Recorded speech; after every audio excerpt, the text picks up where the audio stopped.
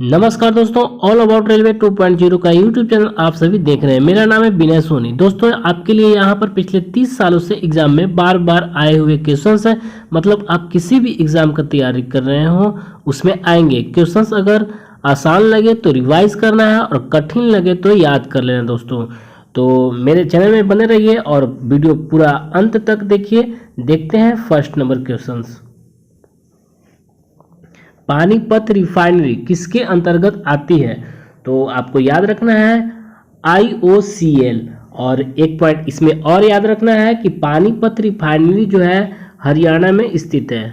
ठीक है, हरियाणा में स्थित है। ठीक है, देखते हैं नेक्स्ट सेकेंड नंबर। फ्रांसीसी खोजकर्ता वास्को डिगामा पहली बार समुद्र के रास्ते भारत में कहाँ उतरा था? तो आपको याद कर लेना है कप्पड़, केरल में। ठीक है, कप्पड़ को भी याद रखना है दोस्तों।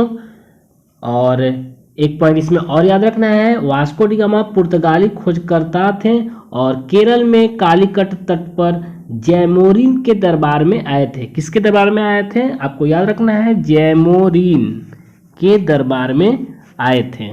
देखते हैं next third number question. Bharat की जनगणना 2001 के अनुसार सबसे अधिक आबादी वाला राज्य कौन सा है? इसका आंसर रहेगा दोस्तों सी, उत्तर प्रदेश।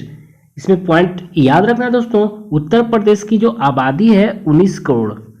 ठीक है, 19 करोड़ है और 19 करोड़ से अधिक है। भारत में प्रथम जनगणना जो हुआ था 1872 में हुआ था। ठीक है, और नियमित जनगणना की अगर बात किया जाए तो 1881 में हुआ था। देखते हैं नेक्स्ट। ISI का पूरा नाम क्या है? इसका आंसर रहेगा ए, इंटर सर्विसेज इंटेलिजेंस। ठीक है, इसमें पॉइंट एक और याद रखना है कि ISI जो है पाकिस्तान की खुफिया एजेंसी है। कहाँ की एजेंसी है? पाकिस्तान की।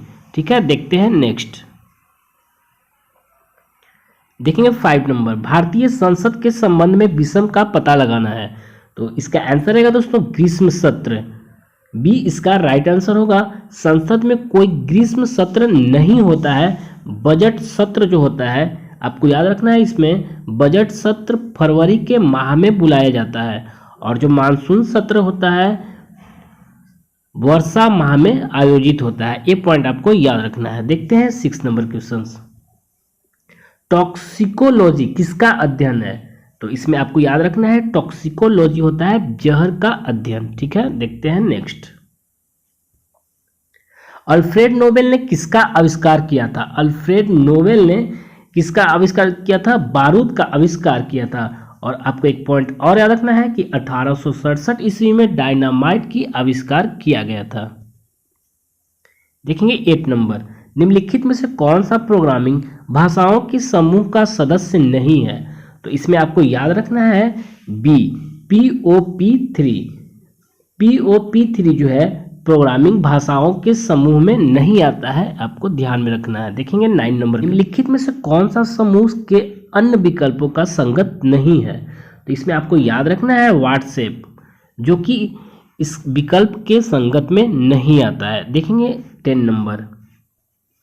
पृथ्वी के आकार की तुलना में निम्नलिखित में से सबसे बड़ा ग्रह कौन सा है? तो इसमें आपको याद रखना है बृहस्पति ग्रह। और इसका बृहस्पति ग्रह का जो रंग होता है पीला होता है, आपको याद रखना है। देखेंगे नेक्स्ट। एक नया राज्य बनाने में संवैधानिक संशोधन के लिए कैसा बहुमत चाहिए? तो इसका आंसर रहेगा साधारण। ठीक है, देखते हैं नेक्स्ट। भारत में ब्लॉक स्तर पर बनी पंचायत समिति केवल है, मतलब क्या है? तो इसमें इसका आंसर रहेगा सी, समन्वय और पर्यवेक्षी प्राधिकार। यह ग्राम पंचायत का जिला प्रशासन के मध्य संपर्क स्थापित करने में सहायता प्रदान करती है। देखेंगे 13 नंबर। निम्नलिखित में से कौन सा अफ्रीका महाद्वीप का सबसे ऊंचा शिखर है? तो आपको याद रखना है माउंट किलिमंजारो। लगभग पूरा अफ्रीका जो है महाद्वीप पठार के जैसा दिखाई देता है, आपको ये पॉइंट याद रखना है। देखेंगे 14 नंबर। खगोलीय इकाई औसतन बराबर होती है, मतलब किसके बराबर होती है? तो आपको याद रखना है ए, पृथ्वी और सूर्य की दूरी के बराबर होती है। देखेंगे नेक्स्ट सवाल। मौसम से संबंधित सभी घटनाएं जैसे वर्षा, कोहरा एवं ओलावर्षण वायुमंडल की किस परत में होती है? तो ये जो होती है क्षोभ मंडल में होती है, ये आपको याद रखना है दोस्तों। देखेंगे नेक्स्ट। पीतल किस की मौजूदगी में निरंतर रहने से वायु में रंगहीन हो जाता है? तो इसका आंसर रहेगा हाइड्रोजन सल्फाइड के संपर्क में, हाइड्रोजन सल्फाइड के संपर्क में जो है पीतल का रंग जो है रंगहीन हो जाता है। देखेंगे नेक्स्ट। निम्नलिखित में से किसे पिक्रिक अम्ल भी कहा जाता है? तो आपको याद रखना है ट्राई नाइट्रोफिनोन यानी कि TNP, इसे पिक्रिक अम्ल भी कहा जाता है। यह फिनोल एवं सांद्र ANO3 अम्ल की क्रिया से बनाया जाता है, आपको ध्यान में रखना है। देखेंगे 18 नंबर क्वेश्चन। धूप चश्मे के लेंस में किस कांच का प्रयोग किया जाता है? तो धूप चश्मे के लिए क्रूक्स कांच का प्रयोग किया जाता है। देखेंगे 19 नंबर। गैसीय तत्वों में सबसे भारी कौन है? तो सबसे भारी होता है आपका रेडॉन। ठीक है, देखते हैं नेक्स्ट। धुआं निम्नलिखित में से किस प्रकार के विलयन का उदाहरण है? तो धुआं जो होता है गैस में ठोस का उदाहरण है। दोस्तों मेरे चैनल में अगर आप आए हैं तो कम समय में ज़्यादा से ज़्यादा क्वेश्चंस कराए जाते हैं, आपको ये बात को याद रखिएगा। अंतर्राष्ट्रीय दूरसंचार संघ का मुख्यालय कहाँ है? तो इसका आंसर रहेगा डी, जिनेवा। इसकी स्थापना जो है 1865 ईस्वी में हुआ था। इसका उद्देश्य जो है दूरसंचार के क्षेत्र में अंतर्राष्ट्रीय सहयोग करना है। देखेंगे 22। ओपेरा हाउस किस देश का राष्ट्रीय स्मारक है? ओपेरा हाउस जो है आपको ऑस्ट्रेलिया में है और ऑस्ट्रेलिया के जो है सिडनी में स्थित है। देखेंगे नेक्स्ट। विश्व रक्तदान दिवस कब मनाया जाता है? मतलब विश्व रक्तदाता दिवस जो है कब मनाते हैं? तो इसका आंसर रहेगा दोस्तों ए, 14 जून को मनाते हैं। और 21 जून की बात किया जाए तो योग दिवस मनाते हैं, और 17 अप्रैल को विश्व दूरसंचार दिवस और 7 अप्रैल को विश्व स्वास्थ्य दिवस मनाते हैं। देखते हैं 24। निम्नलिखित में से कौन सा सितार वाद्य यंत्र से संबंधित है? तो इसका आंसर रहेगा पंडित रविशंकर जो है सितार वाद्य यंत्र से संबंधित है। अगर जाकिर हुसैन की बात किया जाए तो ये तबला से संबंधित हैं, और हरिप्रसाद चौरसिया जो है बांसुरी वादक हैं। ठीक है, और अमजद अली खां जो है सरोद से संबंधित हैं। देखेंगे 25 नंबर। सूर सरोवर पक्षी विहार कहाँ है? सूर सरोवर पक्षी विहार जो है आगरा में स्थित है। इसकी स्थापना जो है 1991 ईस्वी में की गई थी। देखेंगे 26। इंदिरा गांधी अभ्यारण्य किस राज्य में स्थित है? तो इंदिरा गांधी अभ्यारण्य जो है तमिलनाडु में स्थित है। देखेंगे नेक्स्ट। पादप की कोशिका भित्ति किसकी बनी होती है? पादप की कोशिका भित्ति जो होती है सेल्यूलोज और पैक्टिन की बनी होती है। और एक पॉइंट और याद रखना है कि कवक की कोशिका भित्ति जो है काइटिन की बनी होती है। ठीक है, देखेंगे नेक्स्ट। किसे टैक्सोनॉमी का जनक कहा जाता है?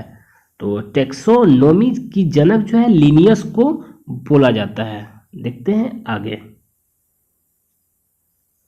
नेत्र में प्रवेश करने वाले प्रकाश की मात्रा को किसके द्वारा नियंत्रित किया जाता है? तो इसका आंसर रहेगा परितालिका के द्वारा नियंत्रित किया जाता है। परितालिका या इसे आइरिस भी बोलते हैं। ठीक है, देखिए पुण्य जागरण की अवधि में स्थापत्य कला की नई शैली का प्रथम विकास कहाँ हुआ? तो इसका आंसर रहेगा इटली में हुआ था। देखेंगे नेक्स्ट सवाल। मौलिक अधिकार को प्रवृत्त कराने के लिए कौन सी रीत जारी की जा सकती है? तो इसका आंसर रहेगा बंदी प्रत्यक्षीकरण। देखेंगे नेक्स्ट सवाल। 2 या अधिक राज्यों एवं या संघीय प्रदेश के लिए एक समान उच्च न्यायालय की स्थापना की जा सकती है, मतलब किसके द्वारा की जा सकती है? तो संसद द्वारा कानून बनाकर की जा सकती है। देखते हैं नेक्स्ट सवाल। माइकल फेरेरा निम्नलिखित खेलों में से किससे संबंधित हैं? तो माइकल फेरेरा जो है आपको याद रखना है इसमें से कोई नहीं, इसका आंसर होगा। देखते हैं नेक्स्ट सवाल। शरीर में हीमोग्लोबिन का कार्य क्या है? शरीर में हीमोग्लोबिन का कार्य है ऑक्सीजन का परिवहन। देखेंगे 36 नंबर। निम्नलिखित में से कौन सा ऐसे पौधे का उदाहरण है जो बीज तो लाते हैं पर फल नहीं देते हैं? तो ये सब बहुत ही अच्छा क्वेश्चन है दोस्तों, हमेशा आपको एग्जामों में देखने को मिलेगा। किसी मानव आंख के रेटिना पर बना प्रतिबिंब कैसा होता है? तो इसका आंसर रहेगा वास्तविक एवं सीधा प्रतिबिंब बनता है। सिंधु घाटी सभ्यता के अवशेष चिन्ह बतलाते हैं कि लोगों का मुख्य धंधा क्या था? तो इसका आंसर रहेगा ए, लोगों का मुख्य धंधा जो था कृषि पर आधारित था। कोलकाता एवं आगरा के मध्य प्रथम टेलीग्राफ लाइन कब खोली गई? तो इसका आंसर रहेगा दोस्तों, यहाँ पर मिस्टेक हो गया दोस्तों, 1854 में खोला गया था। 1054 नहीं होगा, 1854 में मिसप्रिंट हो चुका है, इसके लिए माफी चाहेंगे। देखेंगे 40 नंबर। सारनाथ में बुद्ध द्वारा दिया गया प्रथम प्रवचन क्या कहलाता है? तो इसका आंसर रहेगा धर्म चक्र प्रवर्तन। देखेंगे पंजाब के हिंदू शाही राजवंश को किसने स्थापित किया? तो आपको याद रखना है कल्लर के द्वारा स्थापित किया गया। देखते हैं नेक्स्ट सवाल।